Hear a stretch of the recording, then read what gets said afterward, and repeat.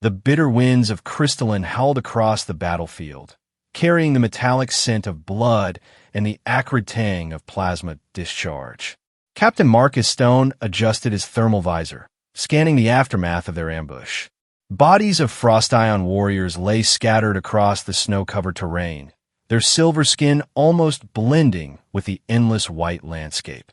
Some were motionless, frozen in their final moments. Others still twitched with fading life. Marcus moved methodically through the carnage, his heavy combat boots crunching on the ice-crusted snow. The mission had been straightforward: eliminate the Frost Ion outpost that had been coordinating attacks against the Terran settlement. His squad had executed the plan with brutal efficiency, catching the aliens during their rest cycle. "Sweep complete on the eastern perimeter, sir," Lieutenant Keller's voice crackled through his comms. "All hostiles neutralized." "Copy that," Marcus replied, his breath forming clouds in the sub-zero air despite his suit's environmental systems. "Finish the sweep and prepare for extraction in 10. The Terran-Frostian War had dragged on for months now, a bloody conflict over territory and resources on this frozen wasteland of a planet. Command insisted the natives had fired first, attacking human survey teams without provocation. Marcus had his doubts, but orders were orders, and questioning them too openly could lead to charges of insubordination. A movement caught his eye, a flash of silver against the white. He pivoted, plasma rifle raised, to see a female Frost Ion warrior struggling to sit upright against a collapsed wall of ice. Blood, shimmering with an iridescent blue tint, seeped from a wound in her side. Her silver skin was accented with delicate patterns that shimmered like frost on a window, and her hair, a cascade of crystalline strands, reflected the planet's pale sunlight. But it was her eyes that held Marcus transfixed, brilliant blue quartz, filled with a mixture of defiance and terror. Marcus approached cautiously, weapon trained on her chest. Standard protocol was clear: no prisoners, no mercy. The Frost Ion were classified as a hostile species, and Captain Stone had his orders. The alien woman saw him coming and tried to reach for her fallen weapon, a sleek ice blade that lay just beyond her grasp. The effort caused her to wince in pain, more azure blood spilling onto the pristine snow. "Don't move," Marcus commanded, his translator converting his words to the clicking, musical language of the Frost Ion. To his surprise, she responded in broken but understandable English. "You will kill me anyway, human." Her voice had an otherworldly quality, like crystal chimes in a gentle breeze. Marcus kept his rifle steady. "Those are my orders." Her quartz eyes widened, and then, to his astonishment, she slowly, painfully shifted to her knees. The movement clearly caused her agony, but she maintained her dignity, straightening her back despite the wound in her side. "Don't kill me, human," she pleaded, her voice trembling with a strange melodic accent. "I'll warm your bed." Marcus's finger froze on the trigger. The translator must have malfunctioned. "What did you say?" "I offer bed warming," she repeated, her eyes now locked with his. "This is our way when defeated. I live. You gain ally and warmth giver." Marcus hesitated. Was this some bizarre cultural custom, or merely a desperate ploy to stay alive? His training dictated he should pull the trigger, another enemy eliminated, another threat neutralized. But something held him back. Curiosity, perhaps, or a growing weariness with the bloodshed. "What's your name?"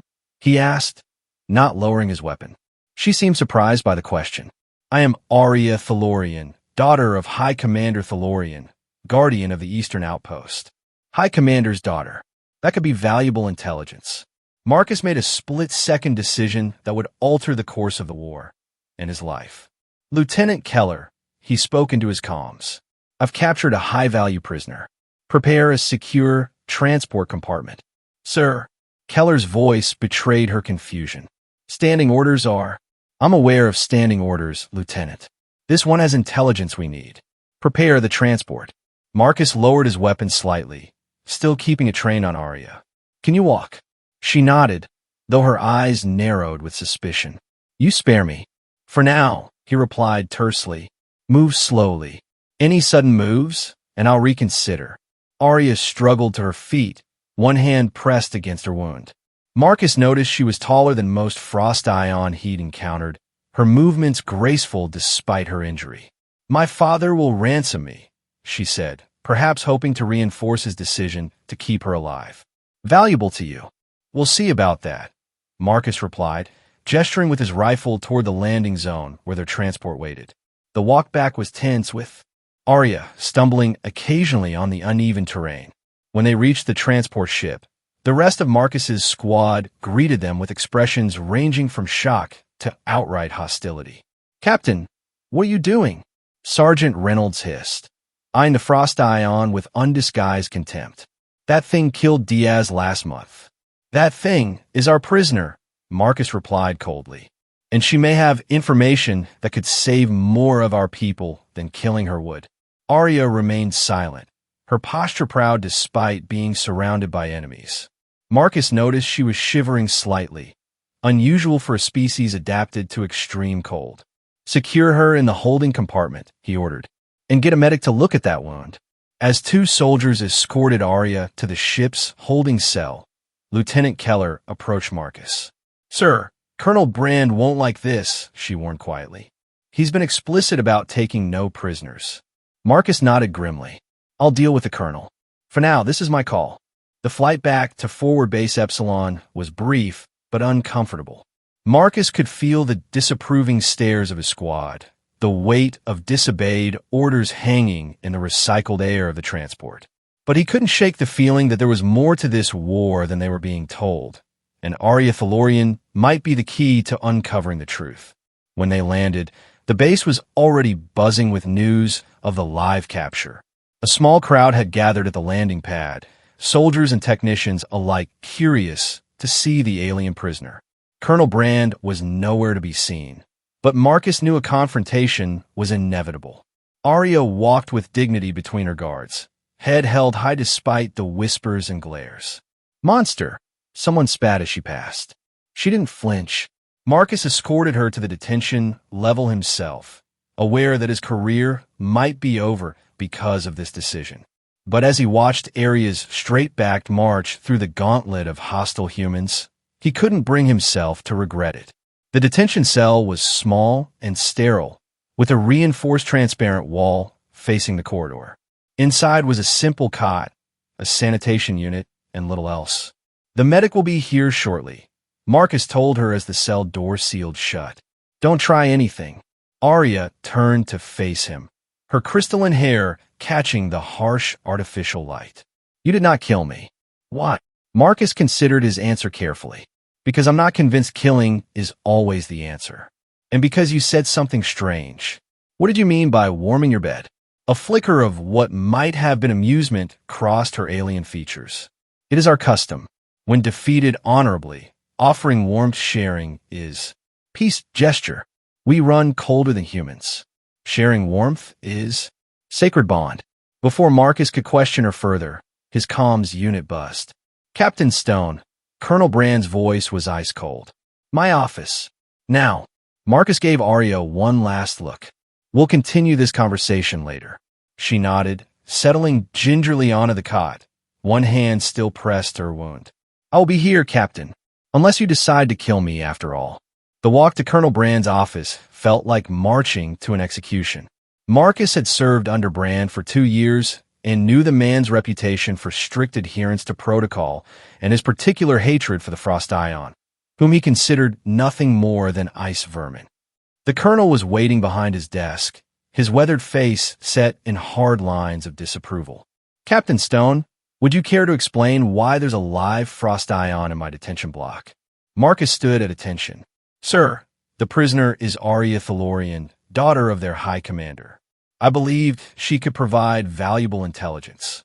"Our orders regarding the Frost Ion are explicit, Captain," Brand interrupted, his voice dangerously quiet. "No prisoners. No exceptions. With respect, sir, this is a unique situation." She surrendered and offered information. Brand's eyes narrowed. "And you believed an alien? These creatures are deceptive by nature, Stone. They'll say anything to save their hides." "She's wounded and outnumbered, sir." The risk is minimal, and the potential intelligence gain is significant. The colonel stood, walking around his desk to stand directly in front of Marcus. You've always been too soft, Stone. Too questioning. This war isn't about understanding the enemy. It's about eliminating them before they eliminate us. Something in Brand's tone made Marcus uneasy. The colonel's hatred seemed personal, excessive even by military standards. I take full responsibility for my decision, sir, Marcus said stiffly. Brand studied him for a long moment. Very well. You have 48 hours to extract whatever information you can from this creature. After that, she'll be transferred to the Science Division for deeper research. Dismissed. The implied threat was clear. Marcus saluted and turned to leave, his mind racing. The Science Division had a reputation for brutal experimentation on alien subjects. And Stone, Brand called after him, don't get attached. Remember what happened to your squad on Proxima. These things aren't human, no matter how they might seem. Marcus stiffened, but didn't respond. The mention of Proxima, where he'd lost half his original squad to a frost ion ambush, was a deliberate jab, designed to rekindle his hatred. But as he walked back toward the detention block, Marcus realized something troubling. He couldn't summon that hatred anymore. Not after seeing the dignity in Arya's eyes. When he returned to the detention level, he found that the medic had already treated Arya's wound. She sat on the edge of her cot, a patch of synthetic skin covering the injury on her side. The wound wasn't fatal, the medic, Dr. Hassan, informed him quietly. Their biology is fascinating, highly adaptive to cold, of course, but also remarkably resilient to trauma. She'll heal quickly. Thank you, Doctor, Marcus replied. I'd like to speak with the prisoner alone now. Hassan nodded and departed, leaving Marcus facing Arya through the transparent wall. He pressed a button to activate the cell's comm system. Your wound has been treated, he stated unnecessarily. Now, I need information. Why was your outpost targeting our supply routes? Arya tilted her head, studying him with those unsettling quartz eyes. Not my outpost. I was sent there as bait. Bait? For what? For you.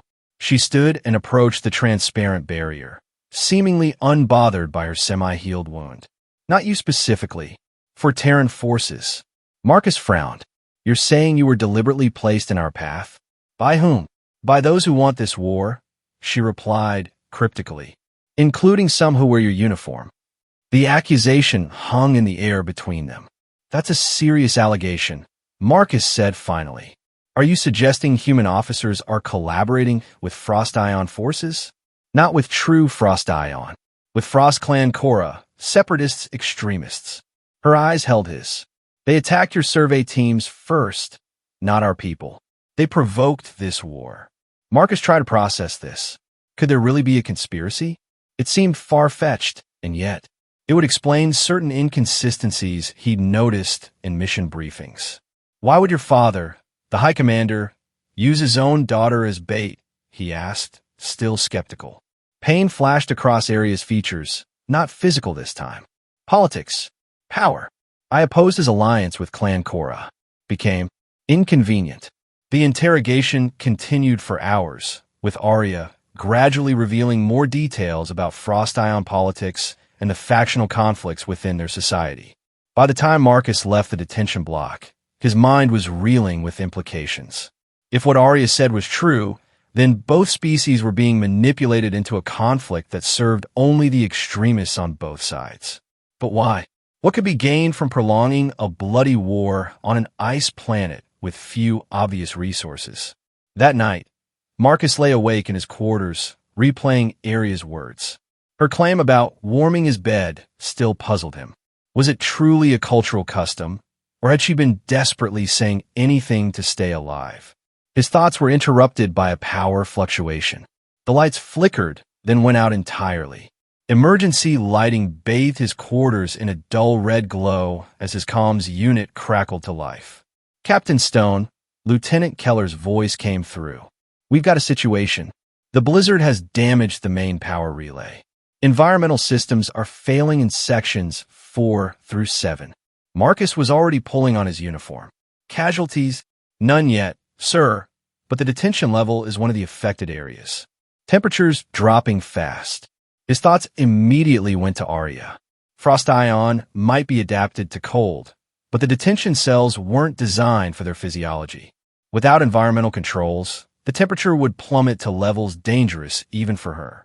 "I'm on my way," he replied, grabbing his sidearm out of habit. The corridors were chaotic, personnel rushing to implement emergency protocols. Marcus made his way against the flow, heading for the detention level. When he arrived, he found the guard post abandoned, the security personnel presumably called to help with the power crisis. The detention level was already noticeably colder than the rest of the base. Marcus's breath formed visible clouds as he approached Arya's cell. Inside, she was huddled on her cot, arms wrapped around herself.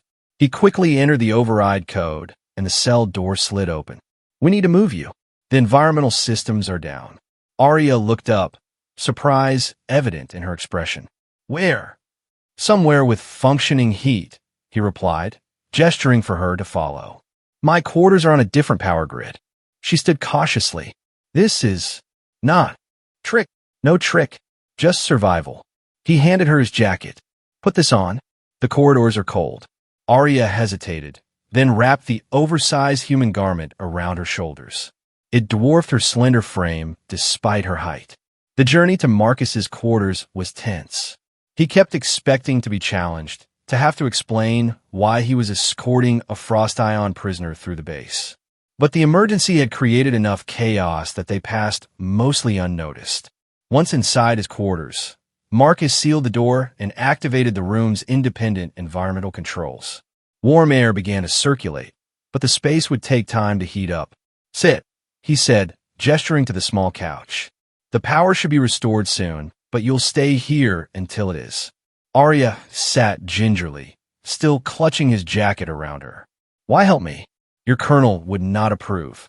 Marcus busied himself with adjusting the temperature controls. "I don't need Colonel Brand's approval to prevent a prisoner from freezing to death." "You are unusual human," she observed. "Most would let Frost Ion suffer." He turned to face her. "I'm not most humans." "No," she agreed, her quartz eyes studying him. "You are not." An uncomfortable silence fell between them. Marcus was acutely aware of the impropriety of the situation, an enemy combatant in his private quarters. But there was nowhere else to take her that would be both secure and heated. "You should rest," he said finally. "Take the bed. I'll manage here." He nodded toward the couch.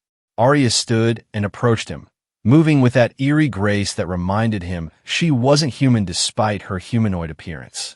"We could share," she said simply, "as I offered before. I will warm your bed." Marcus felt his face flush. "That's not necessary, and not appropriate." A sound like chiming crystals emanated from her. Laughter, he realized with surprise. "Not for mating, Captain," she clarified. "For warmth bond, for trust, is sacred offering among my people." "I understood that," he said stiffly, though in truth, he hadn't been entirely certain. "But you're my prisoner, and I'm your captor. There's no trust there." Her expression grew serious. "You saved my life twice now, on battlefield and from cold. In my culture, that creates debt. Warmth sharing would balance it." "That's not how things work in my culture," he replied. "Then how do you show trust? How do you forge peace?" She seemed genuinely curious. Marcus had no ready answer. How did humans show trust, especially to former enemies? Treaties and agreements were often broken. Words were cheap. "We'll figure that out when there's actually peace to forge," he said finally. "For now, just take the bed and get some rest." Arya nodded, accepting his decision. As she moved toward the bed, she suddenly staggered, one hand flying to her side where her wound was still healing. Marcus instinctively stepped forward to steady her, catching her arm. Her skin was shockingly cold to the touch, despite the room's warming temperature. "You're freezing," he said with concern. "Healing takes energy," she explained, leaning against him momentarily. "We'll be fine soon." Marcus helped her to the bed, where she sat on the edge, still holding his jacket closed around her. He found himself wondering about Frost Ion physiology. If they normally ran colder than humans, what did freezing mean for them? "Is there anything else you need?" he asked awkwardly. Food? Water? She shook her head. Rest only. And warmth. She paused, then added, Thank you, Captain Stone. Marcus, he said suddenly. My name is Marcus. A small, crystalline smile formed on her silver lips. Marcus, she repeated, the name sounding musical in her alien voice. I am Arya. He nodded, then retreated to the couch, settling in for what promised to be a strange night. As he lay there, listening to the soft sound of Arya's breathing, Marcus couldn't help but wonder what he'd gotten himself into, and why Colonel Brand's hatred of the Frost Ion seemed so personal. Sleep eluded him as his mind worked through the implications of Arya's claims. If there really was a conspiracy between human officers and Frost Ion extremists, who could he trust? And more importantly, what was their endgame? His comms unit buzzed, startling him from his thoughts. Captain Stone, Lieutenant Keller's voice came through. Power's been partially restored. Colonel Brand is asking for a status report on the prisoner. Marcus glanced toward the bed where Arya lay sleeping. Tell the colonel the prisoner is secure. I'll file a full report in the morning. Yes, sir, Keller replied, then hesitated. Sir, there are rumors floating around about you bringing the alien to your quarters. Marcus tensed. The detention level lost environmental controls. I made a command decision to secure the prisoner in a safe location. I understand, sir, Keller said, though her tone suggested she didn't entirely approve. Just thought you should know what people are saying. After signing off, Marcus leaned back, closing his eyes. His career was likely already in jeopardy for capturing Arya instead of killing her. If rumors spread that he'd taken her to his quarters. But as he drifted into an uneasy sleep, Marcus realized something troubling. He was starting to care less about his career and more about uncovering the truth, and, inexplicably, about the alien woman sleeping in his bed. The next morning arrived with blaring alarms. Marcus jolted awake, instantly alert. The emergency evacuation siren was screaming throughout the base. Arya was already standing, her expression tense. What happens? I don't know. Marcus grabbed his comms unit. Stone here. What's the situation? Captain. It was Sergeant Reynolds, sounding panicked. There's been a breach in the East Wing. Frost Ion forces. They came through the ice tunnels. Marcus's mind raced. Casualties? Unknown, sir. It's chaos. Colonel Brand has ordered all personnel to battle stations. On my way, Marcus replied, grabbing his sidearm. Arya stepped forward. This is not coincidence. They know I am here. Your people coming to rescue you? Marcus asked, suddenly suspicious. She shook her head emphatically. Not my people. Clan Korra. They come to silence me. Her quartz eyes held his, and to cover their tracks. Marcus made a split-second decision. Stay close to me. If what you've told me is true, I need you alive. They moved quickly through the corridors, encountering panicked personnel, but no actual fighting. The sounds of combat echoed from the East Wing, but their path toward the command center remained clear. Too clear, Marcus realized with growing unease. If this was truly an attack, why weren't there more defenders in the corridors? His suspicions were confirmed when they turned a corner and encountered Colonel Brand himself, accompanied by two security officers Marcus didn't recognize. Captain Stone, Brand's voice was cold as crystalline's winds. I see you brought our guest. How convenient. Marcus tensed, his hand moving imperceptibly toward his sidearm. Sir, I was bringing the prisoner to a secure location. Of course you were. Brand's smile didn't reach his eyes. And I'm sure you were planning to report your findings from last night's interrogation. The way he emphasized the word made Marcus's skin crawl. The two security officers flanking Brand moved their hands to their weapons. She has valuable information, sir, Marcus said carefully, about Frost Clan Korra and their role in starting this war. Brand's expression hardened. Does she now? And did she happen to mention the energy deposits beneath the Southern Rift? The crystalline power source that could revolutionize Terran military capabilities? Arya stiffened beside Marcus. The ancient core is not weapon, she said, her musical voice tight with anger. It is life's source. Tampering brings destruction. Silence. Brand barked. I've heard enough alien propaganda. He turned to Marcus. You've been compromised, Captain. Step away from the prisoner. Marcus didn't move. What's really happening here, Colonel? Is there even an actual attack? One of Brand's security officers drew his weapon. Sir, should we take them both into custody? Brand considered for a moment. No. Captain Stone is merely confused. Aren't you, Captain? Confused about where your loyalties lie. My loyalty is to truth and to peace, Marcus replied. Not to hidden agendas. Brand sighed dramatically. I had such hopes for you, Stone. After what the Frost Ion did to your squad on Proxima, I thought you of all people would understand what needs to be done. He nodded to the security officers. Take the alien. The captain needs time to reconsider his position. As the officers moved forward, Marcus made his decision. In one fluid motion, he drew his sidearm and fired, not at the men, but at the environmental control panel on the wall behind them. The panel exploded in a shower of sparks. An emergency fire suppressant foam erupted from the ceiling, creating instant chaos. Run! Marcus grabbed Aria's arm and pulled her down a side corridor, the shouts of Brand and his men fading behind them. They raced through the maze-like passages of the base, Marcus's mind working furiously. They needed to get off base, to reach someone higher in the command chain who might listen. General Winters, perhaps. The old commander had always seemed skeptical about the war's necessity. We need transportation, he said as they paused in an empty storage room to catch their breath. And I need to know exactly what this ancient core is. Aria's crystalline hair shimmered in the dim, emergency lighting. It is difficult to explain in human terms. A power source, yes, but also a living entity of sorts. It maintains balance of crystalline's ecosystem.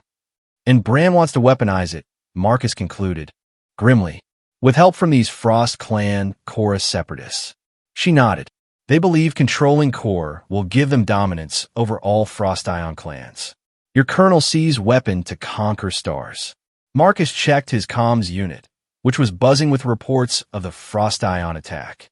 It was clear now the whole thing was a fabrication, a cover for Brand to eliminate Aria and anyone who learned too much.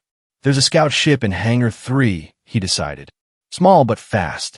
We can reach it through the maintenance tunnels. Aria looked at him with those unsettling quartz eyes. You risk everything. What?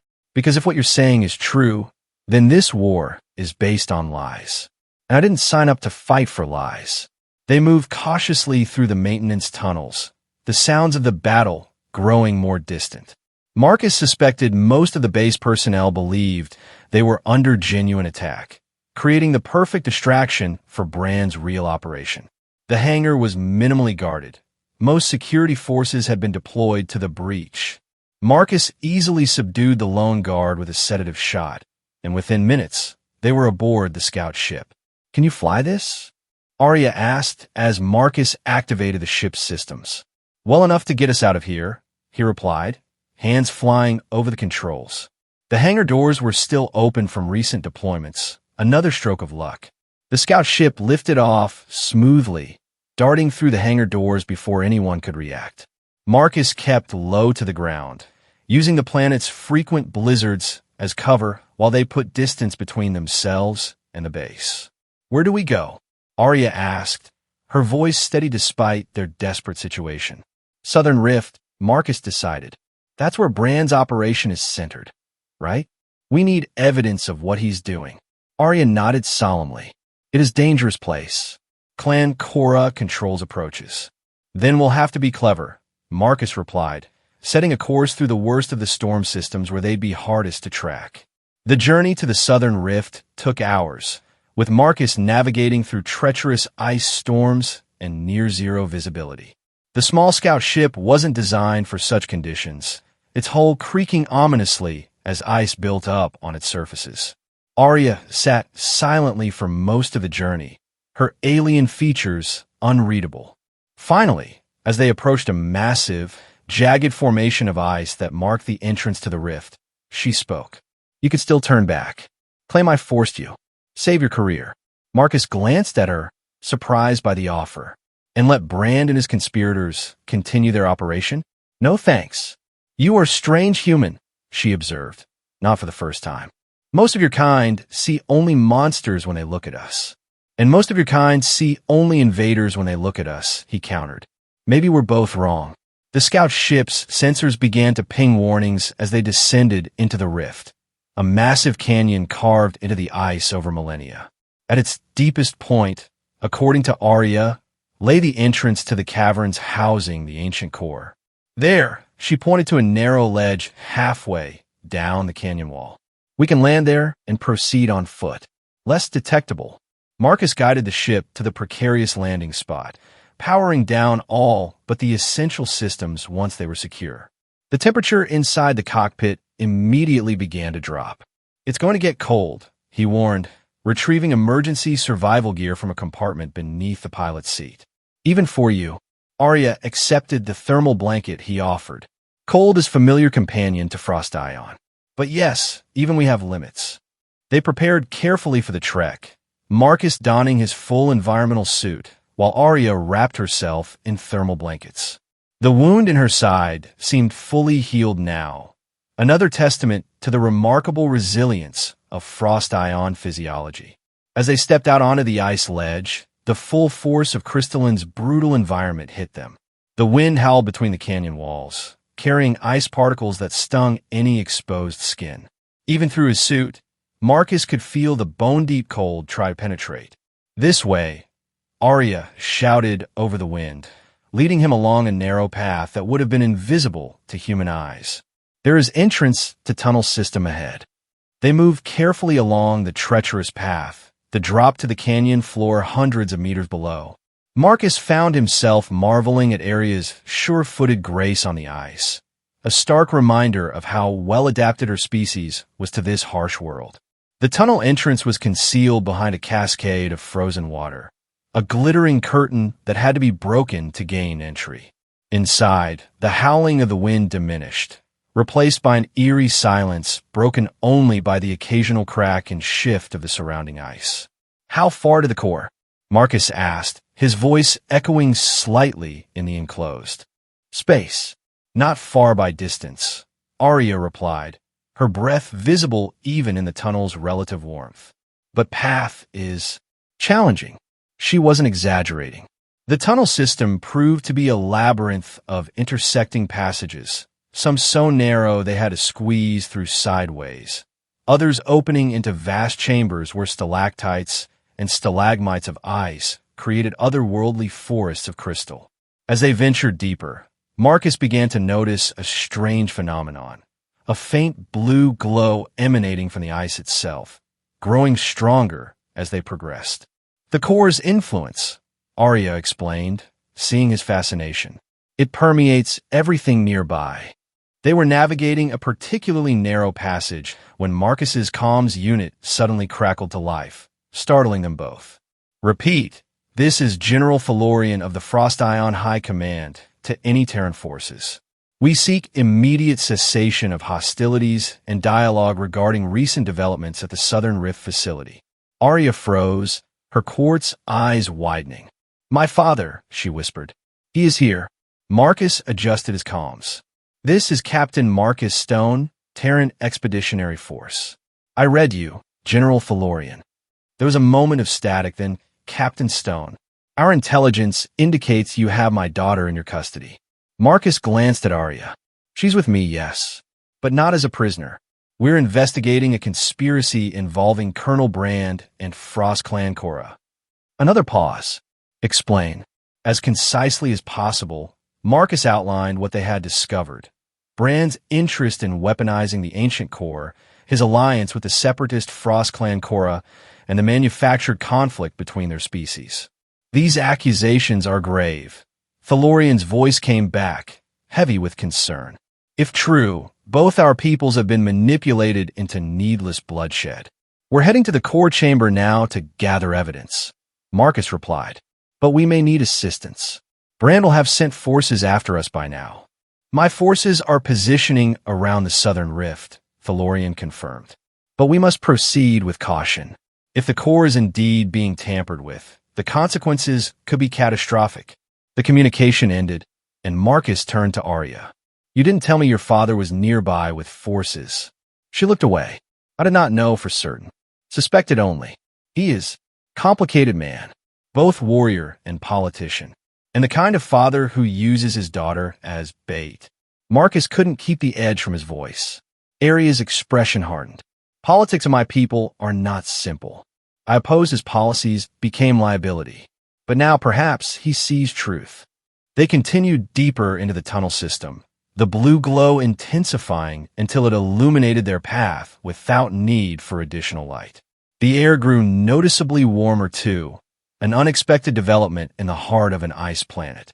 Finally, they reached a vast chamber unlike any they had passed through before. The ceiling soared hundreds of meters overhead, the walls perfectly smooth as if polished by an artisan. At the center stood a structure that defied easy description, a pillar of pulsing blue-white energy that seemed both solid and fluid simultaneously, contained within a framework of what appeared to be ancient technology. The ancient core, Arya whispered reverently. Life heart of crystalline. But they weren't alone. Around the core's perimeter, a makeshift research station had been established. Human scientists in Terran military uniforms worked alongside Frost Ion with distinctive red markings that Marcus assumed identified them as Clan Korra. And, supervising it all, standing on a raised platform near the core itself, was Colonel Brand. "We're too late," Marcus murmured. "They're already extracting energy from it."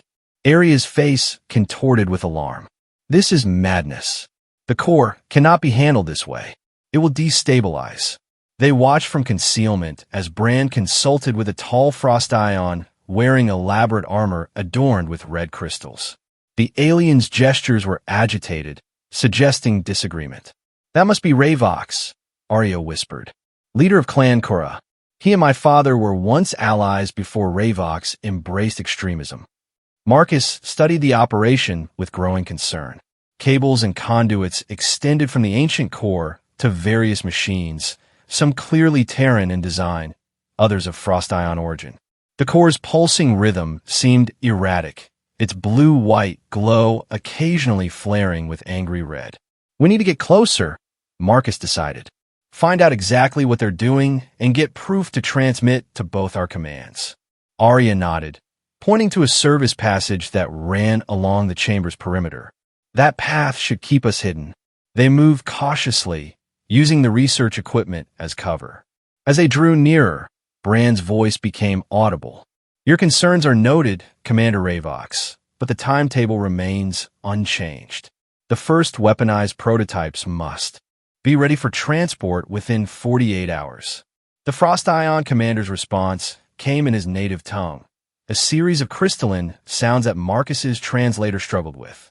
Unstable, warnings from the ancient texts, catastrophic resonance. Brand waved dismissively. "Your ancestors were overly cautious. Our scientists have calculated acceptable risk parameters." "Acceptable?" Ravox's voice switched to accented English. "You know nothing of the core's true nature. Even now it resists. Feel the tremors beneath our feet." As if on cue, a subtle vibration ran through the chamber, causing ice crystals to rain down from the distant ceiling. Marcus and Arya exchanged alarmed glances. Whatever Brand and Ravox were doing, it was already affecting the core's stability. They had worked their way around to a monitoring station when a sudden commotion erupted at the chamber's main entrance. A squad of Frost Ion warriors in traditional silver and blue armor marched in, weapons ready. "General Felurian," Ravox snarled, immediately recognizing their leader. Marcus spotted Aria's father immediately, a commanding presence even among the impressive Frost Ion warriors. His armor was more elaborate than his soldiers, with intricate patterns that seemed to shimmer with their own inner light. "Ravox, your treachery ends today." Felurian's voice boomed across the chamber. "Step away from the core." Brand quickly moved between them. "General Felurian, this facility is under joint Terran-Frostian protection. Your intrusion constitutes an act of war." "There is no legitimate alliance," Felurian countered. "Only conspiracy and manipulation. The Terran High Command has been informed of your unauthorized operations." Brand's composure faltered momentarily before his face hardened. "Secure the facility," he ordered his troops. No one interferes with the extraction process. Chaos erupted as both sides took up defensive positions. The scientists scattered, some continuing their work despite the confrontation, others seeking shelter. "Now's our chance," Marcus whispered to Arya. "We need to get to the core controls." They darted from cover to cover, using the confusion to their advantage. Marcus noted with grim satisfaction that neither side seemed eager to open fire, the proximity to the volatile core likely giving them pause. As they reached the main control console, Arya suddenly stiffened. "Father sees us," she murmured. Marcus glanced up to see General Felurian staring directly at them, his quartz eyes, so like his daughter's, widening in recognition. For a heartbeat, Marcus feared the general would give away their position, but instead, he subtly shifted his troops' attention to the opposite side of the chamber. "He's giving us an opening," Marcus realized. "Can you make sense of these controls?" Arya studied the hybrid interface where Terran and Frost Ion technology had been merged. "Yes, but we do not merely want to shut it down. That could trigger catastrophic release." "What then?" Her fingers moved swiftly over the crystal and metal controls. "We must initiate harmonic stabilization protocol. Return the core to balance. But it requires connection." "What kind of connection?" Marcus asked, keeping watch for any sign they'd been spotted. Arya looked at him, her expression solemn. "The kind I offered you when we first met. Sharing of essence. Warmth bond. The core responds to living energy, to connection between opposing forces." Before Marcus could process what she meant, the situation escalated. A stray shot from one of Brand's security officers struck a Frost Ion warrior, and suddenly the chamber was filled with the sizzle of energy weapons and the crystalline sound of Frost Ion ice blades being drawn. "We're out of time," Marcus said urgently. "Whatever you need to do it now." Arya placed her hands on two crystal interfaces on the console. "Place your hands on mine. Our combined energy signatures, human and Frost Ion, will create the balance needed." Marcus hesitated only briefly before covering her cold hands with his own. Immediately, he felt a strange, tingling sensation racing up his arms. "What's happening?" he gasped as blue-white energy began to coalesce around their joined hands. "The core recognizes the harmony," Arya explained, her voice strained. "Keep the connection. No matter what happens, do not break it." The energy grew more intense, spreading up their arms and enveloping their bodies in a cocoon of luminescence. The console before them began to pulse in rhythm with the core itself, and the erratic flares of angry red within the energy pillar gradually subsided. Across the chamber, the fighting slowed as both sides noticed the phenomenon taking place at the control console. "Stop them!" Brand shouted, recognition and fury contorting his features. "Stone, you traitor!" He raised his sidearm and fired, but the energy field surrounding Marcus and Arya deflected the shot. Brand fired again and again, each blast dissipating harmlessly against the protective aura. "It's working," Arya whispered, her eyes now glowing with the same blue-white energy that surrounded them. "The core responds to balance, to peace." The chamber began to tremble more violently, but unlike before, it felt purposeful rather than chaotic. Ice formations throughout the space began to shift and realign, and the technology that Brand and Ravox had installed to siphon the core's power started to spark and malfunction. "What have you done?"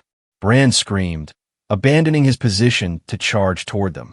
Before he could reach them, a section of ceiling collapsed, blocking his path with a wall of ice. The tremors increased, focusing now on the extraction equipment. Cables and conduits tore free, and the hybrid machines began to shatter one by one. "Everyone out," General Felurian commanded, his voice cutting through the chaos. "The chamber is destabilizing."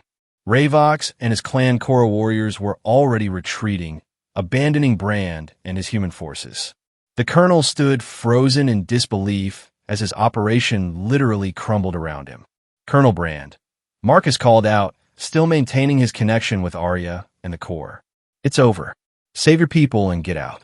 For a moment, it seemed Brand might continue his futile resistance, but as another violent tremor shook the chamber, self-preservation won out. He barked evacuation orders to his remaining troops and fled toward the exit. Within minutes, only Marcus, Arya, and General Thalorian's forces remained. The general approached cautiously, his expression a mixture of awe and concern as he observed his daughter and the human enveloped in core energy. "Arya," he said, his musical voice tinged with emotion. "What have you done?" "What was necessary, father," she replied, her voice eerily resonant through the energy field. "The core accepts our bond as a promise of peace." Thalorian turned to his warriors. "Clear the chamber. Ensure all escape routes remain open." When they were alone, he addressed Marcus directly. "Human, you have risked everything for my daughter and for truth. This is unexpected." Marcus couldn't move his hands from Arya's, but he met the general's gaze steadily. "Your daughter showed me that everything I thought I knew about this war was wrong. I couldn't stand by and let more die for a lie. The warmth bond you share is sacred among our people," Thalorian said slowly. "Few outsiders have ever been deemed worthy." "It wasn't my worthiness," Marcus replied. "It was her courage." The energy surrounding them began to pulse more rapidly, and Arya's expression turned urgent. "Father, you must go. The core is recalibrating the entire chamber. We will follow when it is complete." Thalorian hesitated, clearly torn between duty and paternal concern. "I will wait at the entrance," he decided finally. "Do not delay once your task is finished." With a formal nod to Marcus, he departed. Alone with the core's pulsing energy, Marcus felt a strange peace despite the danger. "What happens now?" he asked Arya. "The core is purging the corruption," she explained. "Healing itself. Our bond provides the template for harmony it needs." The blue-white cocoon around them intensified, becoming almost blinding. Marcus felt warmth spreading through his body despite the icy chamber, a warmth that seemed to emanate from where his hands touched Arya's. "Is this what you meant?" he asked. "By varming my bait."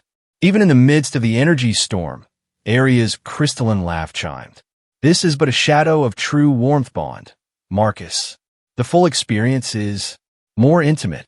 The chamber gave one final, massive shudder, and then the tremors ceased abruptly. The energy surrounding them began to recede, flowing back toward the core, which now pulsed with a steady, healthy rhythm. As the protective cocoon dissipated, Marcus could finally withdraw his hands from Arya's. Both of them staggered slightly, drained from the intense experience. "It is done," Arya said, looking toward the now stabilized core. "The Ancient One sleeps peacefully again, and Brand's operation? Destroyed. The core has rejected the technology used to weaponize it." She turned to him, her quartz eyes still faintly glowing. "We should go before aftershocks begin." They made their way quickly through the chamber, now transformed by the core's recalibration.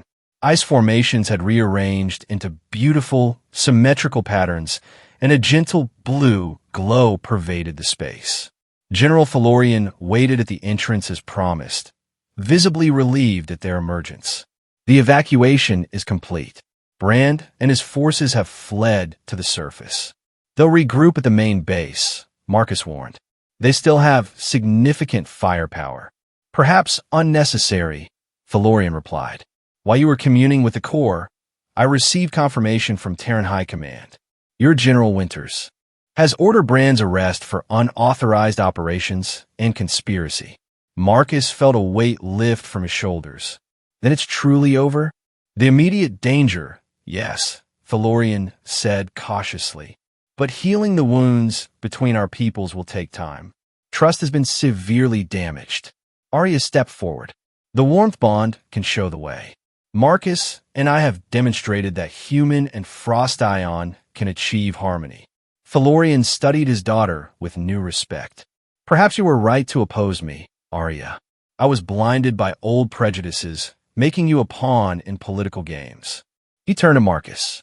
"And you, Captain Stone, have shown exceptional courage. My people are in your debt." The journey back to the surface was arduous but uneventful. The blizzard had subsided, replaced by the strange, crystalline twilight that passed for evening on crystalline. As they emerged from the rift, Marcus was startled to see both Terran and Frost Ion ships landed nearby, their crews maintaining a cautious distance from each other. General Winters, Marcus recognized as ultimate commanding officer immediately, a stern-faced woman whose reputation for fairness was legendary throughout the Terran forces. Captain Stone, she acknowledged. Your transmission was illuminating. Colonel Brand has been detained, along with his collaborators. In the war, Marcus asked directly. Winters and Felurian exchanged glances. A ceasefire has been declared, Winters confirmed, pending full investigation and peace negotiations. In the days that followed, the truth emerged piece by piece. Brand and Ravox had discovered the ancient core during early surveys of Crystalline, secretly planning to harness its power for military advantage. The war had been engineered through false flag attacks and manipulated intelligence, designed to provide cover for their operation. The revelation sent shockwaves through both societies. Many refused to believe at first, too entrenched in hatred to accept they'd been fighting for a lie. But gradually, as more evidence came to light, acceptance grew. Marcus found himself in an unexpected position, liaison between Terran and Frost Ion reconciliation efforts. His first-hand knowledge of both the conspiracy and the core made him invaluable to the peace process. And Arya was often at his side, her status as daughter of General Felurian giving her similar standing among her people. Together, they told their story countless times, demonstrating through their own unlikely bond that cooperation was possible. A month after the events at the Southern Rift, the first formal peace treaty was signed in a specially constructed hall of the neutral midpoint between the main Terran base and the Frost Ion capital city. Engineers and scientists from both species worked side by side, studying the ancient core with reverence rather than exploitation in mind. After the ceremony, Marcus found Arya standing alone on an observation platform, gazing out over the breathtaking crystalline landscape of her homeworld. Your father seemed pleased with the treaty terms, he remarked, joining her at the railing. He is learning to see beyond old ways, she replied, as are many of my people. She turned to face him. And yours. Getting there. Humans can be stubborn. Her crystalline laugh chimed in the cold air. As can Frost Ion. They stood in comfortable silence for a moment, watching the planet's pale sun sink toward the horizon, casting rainbow refractions through the ice formations. I've been offered a permanent posting here, Marcus said finally. Diplomatic Corps. They think I have a knack for Frost Ion relations. Do you? Arya asked, her quartz eyes gleaming with something that might have been mischief. I'm still learning, he admitted. There's one custom in particular I'm not sure I fully understand. She tilted her head. The warmth bond. That's the one. He moved slightly closer. I think I might need a more comprehensive demonstration. Arya's silver skin seemed to shimmer in the fading light. Traditional warmth bond requires proper setting, Captain Stone. Private quarters. Comfortable bedding. I believe that can be arranged, Marcus replied, feeling a warmth that had nothing to do with environmental controls. That evening, as Crystalline's 3 moons rose over the horizon, Arya came to his quarters in the new Joint Species Research Facility. She wore traditional Frost Ion attire, intricate crystalline garments that caught the light with every movement. I feared you might not come, Marcus admitted, suddenly nervous. I promised, did I not? She reminded him with a soft smile. Don't kill me, human. I'll warm your bed. The words that had once been a desperate plea were now spoken with affection, even humor. Marcus reached for her hand, still marveling at the contrast between her silver skin and his. I'm glad I didn't pull that trigger, he said quietly. As am I. She stepped closer, the familiar, cold yet not unpleasant aura of Frost Ion physiology enveloping him. Now, shall I demonstrate proper warmth bond? It begins with proximity. As she moved into his embrace, Marcus realized that the greatest discovery on Crystalline hadn't been the ancient core or its mysterious powers. It had been the simple truth that connection, true connection, could bridge any difference, heal any wound, warm any heart. I think I'm beginning to understand your customs, he murmured as her cool lips approached his. Good, Arya whispered, because I expect to spend considerable time teaching you all of them. Outside, the ice planet continued its ancient cycles, but within its frozen landscape, something new had taken root, a warmth that promised to transform both their worlds. #The end.